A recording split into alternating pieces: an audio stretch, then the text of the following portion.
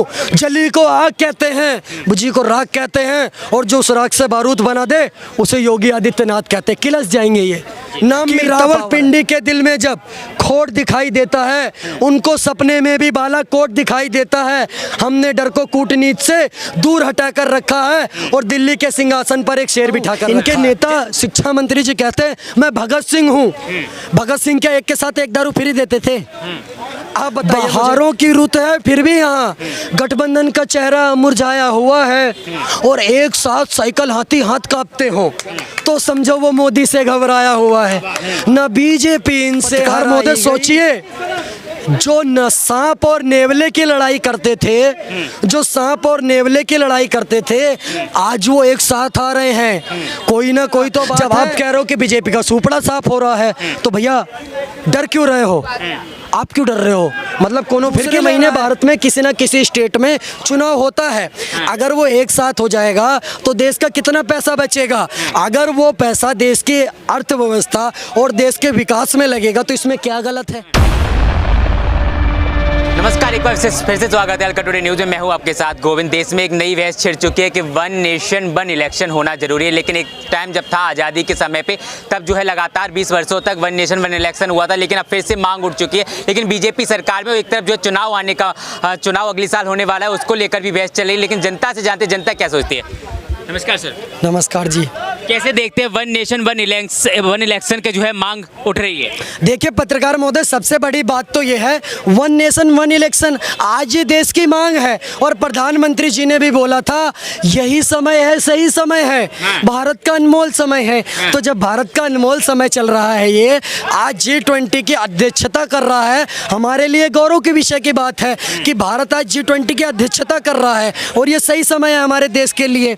तो क्यों ना पुरानी गलतियों को सुधारा जाए और वन इलेक्शन वन नेशन के तहत भारत को एक इलेक्शन की भरमारों से दूर करा जाए। यही विपक्षी पार्टियां जो कि बोलती थी कोई सरकार अगर काम करने जा रही है, क्योंकि भारत में हर 2 महीने में किसी न किसी स्टेट में इलेक्शन होते हैं, तो ये बोलते हैं इस स्टेट में इलेक्शन आने वाला है, इसीलिए प्रधानमंत्री जी ये योजना लेकर के आ रहे हैं। तो उसका किस्सा ही खत्म कर रहे हैं ना।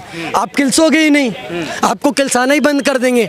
वन नेशन वन इलेक्शन आज ये देश की मांग है और होना चाहिए। आप एक बात बताइए पत्रकार महोदय, कितना पैसा खर्च होता है हर दूसरे महीने भारत में किसी न किसी स्टेट में चुनाव होता है। अगर वो एक साथ हो जाएगा तो देश का कितना पैसा बचेगा? अगर वो पैसा देश की अर्थव्यवस्था और देश के विकास में लगेगा तो इसमें क्या गलत है? कुछ गलत नहीं है। पर विपक्ष तो कह रहा है कि देखिए वन नेशन वन इलेक्शन लाएंगे तो जो है ईवीएम की जो है बढ़ोतरी कैसे होगी, ईवीएम कम पड़ जाएगी, कैसे लाएंगे? सर एक बात बताइए, बच्चा पैदा नहीं हुआ, नाम ये लोग पहले रख देते हैं, मुंडन पहले कर देते हैं। आज तक पत्रकार महोदय कोई एक बिल बता दीजिए जिसके पक्ष में समर्थन में केजरीवाल, कांग्रेस पार्टी, राहुल गांधी, सोनिया गांधी, नीतीश कुमार, लालू प्रसाद यादव, राकेश टिकैत, महबूबा मुफ्ती, इंडिया बोलिए, इंडिया, फारूक अब्दुल्ला, 28 चिरकुट, इंडिया 28 चिरकुट, ये नाम है इनका। 28 चिरकुट एक बिल बता दीजिए भारतीय जनता पार्टी का जिसके ये समर्थन में आए हो। ये तो सब काम में कहते हैं हाय हाय मोदी, हाय हाय मोदी। अभी तो भाई साहब आया भी नहीं है, अभी तो विशेष सत्र है, प्रस्ताव आएगा, उस पर चर्चा होगी। बिना चर्चा की बौखला क्यों जाते हैं ये पत्रकार महोदय? ये क्यों घबरा जाते हैं? इनसे ये पूछिए। अगर आज एक बात होता है, कर्नाटक में बीजेपी हारी, उन्होंने एक्सेप्ट करा कि नहीं करा? हिमाचल में हर एक्सेप्ट करा। जब आप कह रहे हो कि बीजेपी का सुपड़ा साफ हो रहा है, तो भैया डर क्यों रहे हो? आप क्यों डर रहे हो? मतलब कोनो फिरकी ले रहा है, कोनो फिरकी ले रहा है इनका। और दूसरी चीज, ये डर इसलिए रहे हैं पत्रकार महोदय क्योंकि इनका सुपड़ा साफ हो जाएगा। ये भ्रष्टाचारी सम्मेलन, महाठगबंधन, 28 चिरकुटों की पार्टी, ये बिखर जाएगी। पत्रकार महोदय सोचिए, जो न सांप और नेवले की लड़ाई करते थे, जो सांप और नेवले की लड़ाई करते थे, आज वो एक साथ आ रहे हैं। कोई ना कोई तो बात है। और घबराया कौन है, मैं आपको 2 शब्दों में बता देता हूँ, 2 लाइनों में समझ जाओगे। गठबंधन की रुत है फिर भी यहाँ बहारों की रुत है, फिर भी यहाँ गठबंधन का चेहरा मुरझाया हुआ है और एक साथ साइकिल हाथी हाथ कांपते हो तो समझो वो मोदी से घबराया हुआ है। न बीजेपी इनसे हराई गई और ये खिचड़ी तो जबरन पकाई गई और सारे भ्रष्टाचारी मिलके पच करें तो समझो इन पर कोई संकट आया हुआ है और एक साथ साइकिल हाथी हाथ कांपते हो तो समझो वो मोदी से घबराया हुआ है। तो घबराए हुए तो ये है। आप बात को समझिए पत्रकार महोदय, जनता ने इनको इनका बहिष्कार करा है, इनको निरस्कार करा है, इनको परिवारवाद की, राहुल गांधी क्या कहते हैं, विचारधारा की लड़ाई है, बिल्कुल गलत। ये विकास धारा और परिवारवाद की धारा की लड़ाई है, क्योंकि एक तरफ है परिवारवाद, राहुल गांधी, प्रियंका गांधी, सोनिया गांधी, इंदिरा गांधी, राजीव गांधी, पंडित जवाहरलाल नेहरू, अब प्रियंका गांधी के बच्चे, एक तरफ है परिवारवाद और एक तरफ है विकास की धारा, जो प्रधानमंत्री नरेंद्र मोदी जी के नेतृत्व में विकास की धारा चल रही है। 9 साल के अंदर 72 से 148 एयरपोर्ट हो गए, 14 करोड़ शौचालय पिछले 9 सालों के अंदर बन गए। स्कूल कहाँ है? कैसी बात करो पत्रकार महोदय, किसने कहा स्कूल नहीं बन रहे? आज भारत के अंदर टॉप लेवल की वैश्विक स्तर की शिक्षा दी जा रही है। वो एम्स खुल रहे हैं, उसमें क्या इनके बच्चे नहीं पढ़ते? उन मेडिकल कॉलेजों में इनके बच्चे नहीं पढ़ते? आप इस बात को भी तो समझिए। तो कह रहे हैं कि केजरीवाल की स्कूल है, देखिए लंदन वाले स्कूल।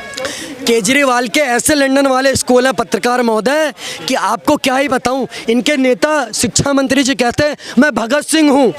भगत सिंह क्या एक के साथ एक दारू फ्री देते थे? आप बताइए मुझे, बिजली पानी माफ, दारू पी के दिल्ली साफ। भगत सिंह अपने आप को भगत सिंह बनाते हैं। दिल्ली वासियों, अगर आपके बच्चे को एक के साथ एक दारू फ्री दी जा रही है तो वो आपके साथ अच्छा कर रहा है, बुरा कर रहा है? आप बताइए पत्रकार महोदय, अच्छा है कि गलत है? गलत है। गलत है ना? तो बस यही चीज तो ये कर रहे हैं, यही चीज तो ये कर रहे हैं, तो इस बात को समझना होगा। और पाकिस्तान का मुद्दा पिछले 60 सालों में ये कांग्रेस पार्टी ने बना के रखा था, उसको अगर खत्म करने का काम करा है तो भारतीय जनता पार्टी की सरकार ने करा है।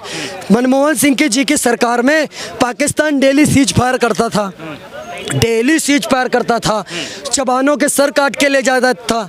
आज की डेट में मैं बताना चाहता हूँ पत्रकार महोदय, और मुझे बहुत खुशी है कि रावलपिंडी के दिल में जब खोट दिखाई देता है, उनको सपने में भी बालाकोट दिखाई देता है। हमने डर को कूटनीति से दूर हटा कर रखा है और दिल्ली के सिंहासन पर एक शेर बिठा कर रखा है। जब जो है सिलेंडर के दाम 1100 पार थे तब भी ये कह रहे थे कि महंगाई है, लेकिन अब जो है घट रहे हैं तब भी कह रहे कि ये साजिश है चुनाव को लेकर। एक बात बताइए पत्रकार महोदय, ये एलपीजी सिलेंडर, गैस चूल्हा, इन सब के लिए टमाटर इनके लिए नहीं लाए थे हम मोदी को, वैश्विक लीडर बनने के लिए लाए थे हम मोदी को। जीडीपी बढ़ रही है कि नहीं बढ़ रही? कल की रिपोर्ट उठा लीजिए, विश्व में अगर पहली तिमाही में सबसे ज्यादा किसी की जीडीपी है तो भारत देश की 7.8%। 10वें नंबर की अर्थव्यवस्था से 5वें नंबर की अर्थव्यवस्था हो गए और तीसरे टर्म में तीसरी सबसे बड़ी अर्थव्यवस्था हो जाएंगे। पता है किसको पिछाड़ के? जिन अंग्रेजों ने हम पे राज करा था उनको पिछाड़ करके। तो विकास है कि नहीं है? आप बताइए, क्या चश्मा लगा लेने से राहुल गांधी मतलब कि ना खाता ना बही, जो 28 चिरकुट और महाघमंडिया कहते हैं वही सही, ये थोड़ी चलेगा देश में? लोकतंत्र भैया, आ जाते हैं तो कहते हैं देश की जनता को कहते हैं राक्षस है। आप बताइए, वो रणदीप सूजे मुंह वाला देश की जनता को कहते हैं राक्षस है, तो बौखलाया हुआ कौन है? एक बात बताइए, ये बौखलाए हुए, ये डरे हुए, ये कह रहे हैं बीजेपी डरी हुई है। विपक्ष कह रहा है कि मोदी जी कहा करते थे मैं जो है फकीर आदमी हूँ, झोला उठाकर चल दूंगा। कब जाएंगे 24 से 24 के बाद?